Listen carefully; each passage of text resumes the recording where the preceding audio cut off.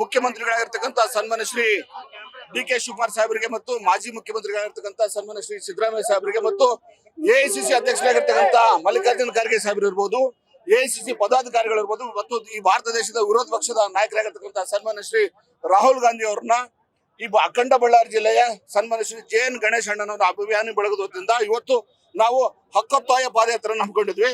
ಈ ಹಕ್ಕೊತ್ತಾಯ ಪಾದಯಾತ್ರೆಯ ಮುಖ್ಯ ಉದ್ದೇಶ ಈ ಸಾರಿ 2ನೇ ಹಂತದ ಮಂತ್ರಿ ಮಂಡಲ ಪುನರ್ರಚನೆ ಸಂದರ್ಭದಲ್ಲಿ ಅಖಂಡ ಬಳ್ಳಾರಿ ಜಿಲ್ಲೆಯಲ್ಲಿರ್ತಕ್ಕಂಥ ಎಲ್ಲಾ ಸಕ್ರಿಯ ಯಾವ್ದಾದ್ರು ಶಾಸಕರು ಅದು ಸನ್ಮಾನ್ಯ ಶ್ರೀ ಜೆ.ಎನ್. ಗಣೇಶ್ ಅವರು, ಜೆ.ಎನ್. ಗಣೇಶ್ ಅವ್ರನ್ನ ಯಾವ ಕಾರಣಕ್ಕಾಗಿ ನಾವು ಮಂತ್ರಿ ಮಾಡೋದ್ರಿಂದ ಈ ಕಡೆ ಪಕ್ಷಕ್ಕೆ ಆ ಕಡೆ ಅಖಂಡ ಬಳ್ಳಾರಿ ಜಿಲ್ಲೆಗೆ ಲಾಭ ಆಗುತ್ತಂದ್ರೆ ಈಗಾಗಲೇ ಅಭಿವೃದ್ಧಿ ಪಥದಲ್ಲಿ ಕಂಪ್ಲಿ ವಿಧಾನಸಭಾ ಕ್ಷೇತ್ರವನ್ನು ತೆಗೆದುಕೊಂಡಿದ್ದಾರೆ.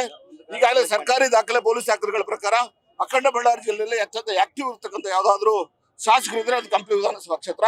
ಹೀಗಾಗಿ ನಾವು ಮತ್ತೊಮ್ಮೆ ಮಗದೊಮ್ಮೆ ಕೇಳ್ಕೊಳ್ಳೋದಂದ್ರೆ 2028ರಲ್ಲಿ ನಡೀತಕ್ಕಂಥ ಚುನಾವಣೆಯಲ್ಲಿ ಕಾಂಗ್ರೆಸ್ ಪಕ್ಷ ಮತ್ತೆ ಅಧಿಕಾರಕ್ಕೆ ಬರ್ಬೇಕಂದ್ರೆ ಉತ್ತರ ಕರ್ನಾಟಕದಲ್ಲಿ ಅತ್ಯಂತ ಜನಪ್ರಿಯ ಶಾಸಕರಾಗಿರ್ತಕ್ಕಂಥ ಸನ್ಮಾನ್ಯ ಶ್ರೀ ಜೆ.ಎನ್. ಗಣೇಶ್ ಅವರು ಕೊಟ್ಟರೆ ಪಕ್ಷಕ್ಕೆ ಅನುಕೂಲ ಆಗ್ತದೆ ಮತ್ತು ಇಡೀ ಅಖಂಡ ಬಳ್ಳಾರಿ ಜಿಲ್ಲೆ ಸಮಗ್ರ ಅಭಿವೃದ್ಧಿ ಚಿತ್ರದಲ್ಲಿ ಯಶಸ್ವಿ ತಾಂಡ ಹೋಗ್ಲಿಕ್ಕೆ ಆ ಕಡೆ ಆಡಳಿತಾತ್ಮಕವಾಗಿ ಮತ್ತು ಅಭಿವೃದ್ಧಿ ಪರವಾಗಿ ಕರ್ಕೊಂಡು ಹೋಗ್ಲಿಕ್ಕೆ ಅತ್ಯಂತ ಯಶಸ್ವಿ ಮತ್ತು ಪ್ರಬಲವಾದಂತ ನಾಯಕ ಯಾರಾದ್ರೆ ಸನ್ಮಾನ್ಯ ಶ್ರೀ ಜೆ.ಎನ್. ಗಣೇಶ್ ಅಂತಕ್ಕಂಥದ್ದು.